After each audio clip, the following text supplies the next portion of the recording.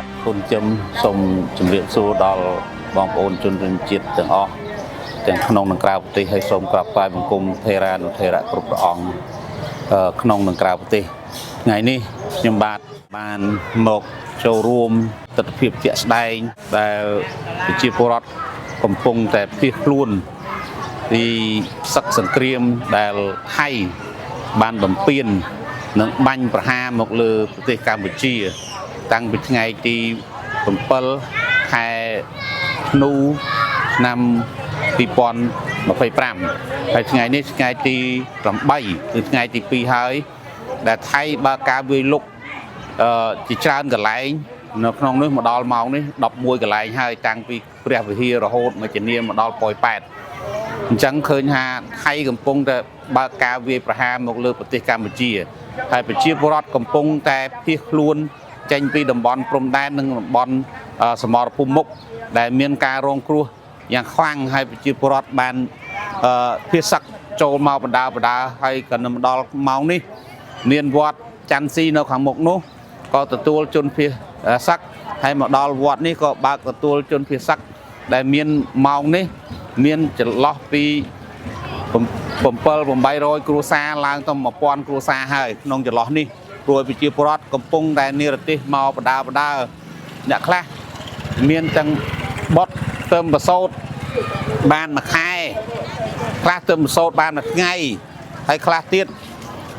កំពុងតែមានផ្ទៃត្រូវឆ្លងទន្លេហើយគាត់ភៀសខ្លួនមកដែរមកទាំងកូនងាទាំងចាស់ជរាមកពេញវត្តអស់ហើយតាមផែនការរបស់យើងមកជួបជនរងគ្រោះប្រជាពលរដ្ឋរងគ្រោះភៀសសឹកពីមួយសាមុនដែលគេរស់រើប៉ះពាល់ភូមិរបស់គាត់តែជាក់ស្ដែងយើងមកដល់ថ្ងៃនេះជួបនឹងព្រឹត្តិការណ៍គឺមានការបាញ់ប្រហារមកលើប្រទេសកម្ពុជាអញ្ចឹងនេះមើលឃើញទស្សនវិជ្ជាជាក់ស្ដែងហើយដែលប្រជាពលរដ្ឋរងគ្រោះទាំងប្រសង់ទាំងប្រជាពលរដ្ឋសាមញ្ញទាំងចាស់ជរាទាំងកុមារបងប្អូនឃើញស្រាប់ហើយអញ្ចឹងសូមអំពាវនាវដល់បងប្អូនទាំងអស់នៅក្នុងនិងក្រៅប្រទេសមេត្តាជួយទៅតាមលទ្ធភាពមកដល់បងប្អូនហើយពួកយើងខ្ញុំ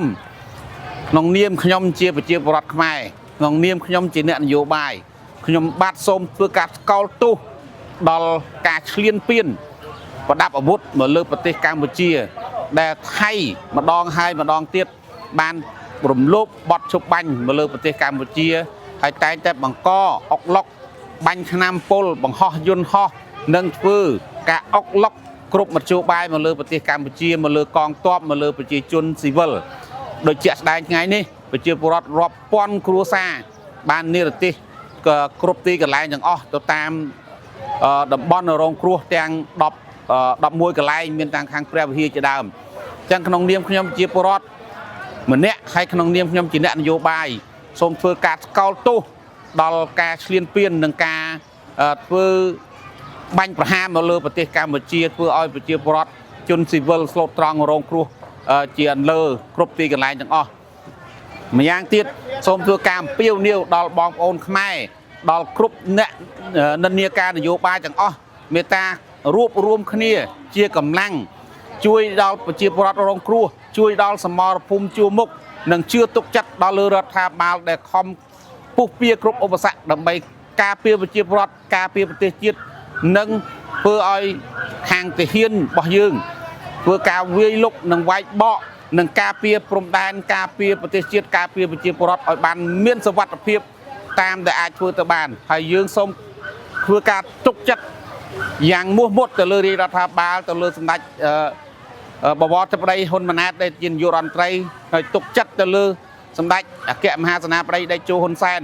ដែលលោកជាអ្នកមានបទពិសោធន៍ជោគជ័យក្នុងការគ្រប់គ្រងប្រទេសជោគជ័យក្នុងការតតាំងជោគជ័យក្នុងការធ្វើសង្គ្រាមជាមួយជនឈ្លានពានគ្រប់កលៈទេសៈទាំងអស់អញ្ចឹងយើងខ្ញុំសូមសម្ដែងការគោរពនិងការទុកចិត្តជឿដល់លើរដ្ឋាភិបាលនិងសម្ដែងនៅការរួបរวมយ៉ាងមុតមមជាមួយរាជរដ្ឋាភិបាលដើម្បីតតាំងសត្រូវឈ្លានពានរបស់ខ្មែរគឺចៅសៀមនេះឯង